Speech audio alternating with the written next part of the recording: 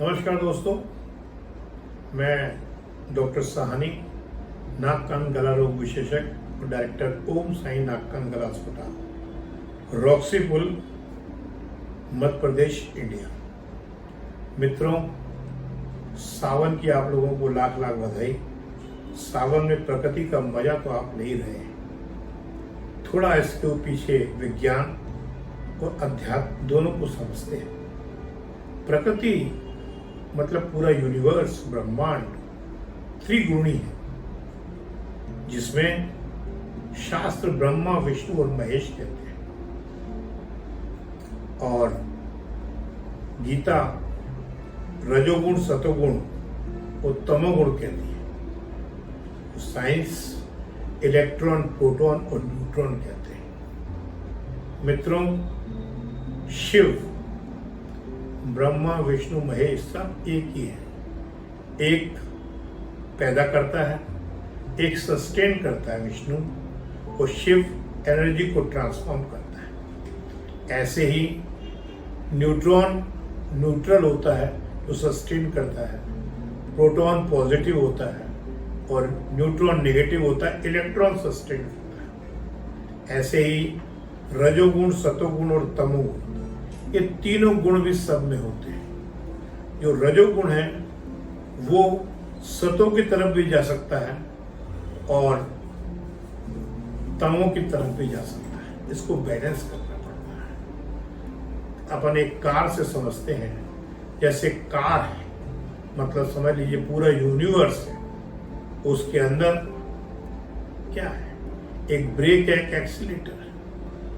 अगर ब्रेक और एक्सीलेटर सिर्फ हो तो गाड़ी ना चला पाएंगे, हम कुछ कर पाएंगे जब तक कि ड्राइवर ना हो। ड्राइवर क्या करता है? स्पीड को सस्टेन करता है, वो बैलेंस करता है। मित्रों, हम लोग अलग नहीं हैं। हमारा शरीर फूड से बना है, प्रकृति से बना है। वो हमारा सांस जो हम लेते हैं, एयर, वो प्राण है, जिससे हमारे बॉडी के सारे सिस्टम ऑटोमेटिकली चल रहे हैं। और प्राण के बाद आती है एनर्जी, जिसे लाइफ लाइन कहते हैं, जिसमें क्या है? माइंड, जो कि पावर हाउस है एनर्जी का, और माइंड के पीछे रहती है बुद्धि, इंटेलिजेंस और इमोशन। जिसने नॉलेज से बुद्धि को कंट्रोल कर लिया, उसने माइंड पे कंट्रोल कर लिया।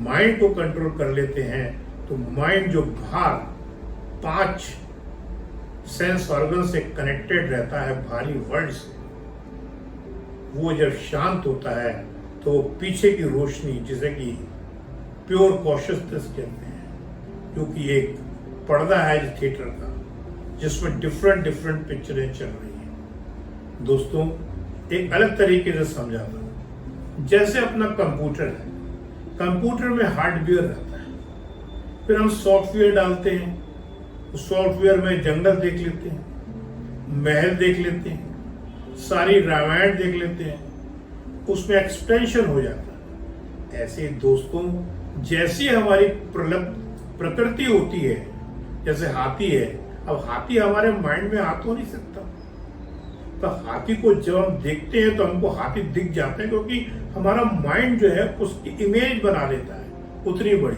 हमारा माइंड एक्सप्लोर हो जाता है। आप हर वक्त सुनते हैं एक्सप्लोर करो, एक्सप्लोर करो, जगह जगह जाओ। वो क्यों?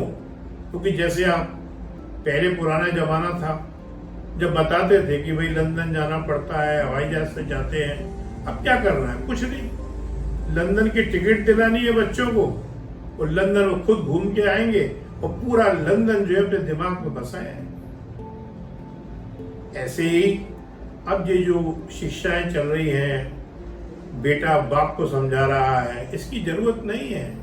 ये उस जमाने में जरूरत थी, जब मोची का लड़का मोची, धोबी का लड़का धोबी, वही समझता था, वही देखता था, इतना ही माइंड एक्सपोर्ट होता था। अब मोबाइल रूपी पावर हर आदमी के हाथ में है।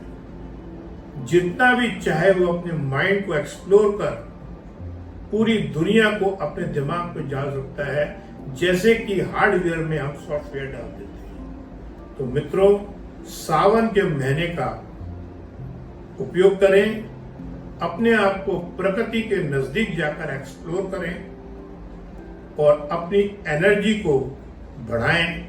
और जिन पंच तत्वों से आप बने हैं, शिव और पार्वती, शिव स्पेस है और पार्वती प्रकृति है, इन दोनों का मिलन अंदर महसूस करें और यही समझें, यही माने, यही एहसास करें कि हम ही शिव शक्ति हैं और उसको बनने की कोशिश करें। और शिव शक्ति का एसेंस भी हम ही हैं। जय शिव, जय भोलेनाथ।